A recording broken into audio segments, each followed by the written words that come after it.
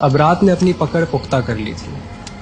अब समय था महाशमशान जाने का, मणिकर्णिका घाट, जहाँ 24 घंटे चिताएं जलती रहती हैं। इस घाट के बारे में ये कहा जाता है कि भगवान शिव खुद यहाँ आत्माओं को मोक्ष का रास्ता दिखाते हैं।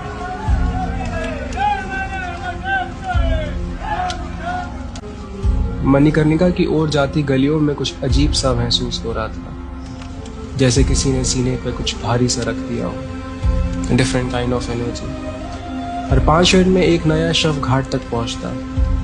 एक चिता पे शरीर की चमड़ी को जब मैंने पिघलते हुए देखा तो बस देखता रह गया। जिंदगी क्या है, इस सवाल की परतें धीरे धीरे मेरे आंखों के सामने खुलती रही। बगल में एक आवाज मेरे कानों में गूंजी, एक दिन आपको भी यही आना है।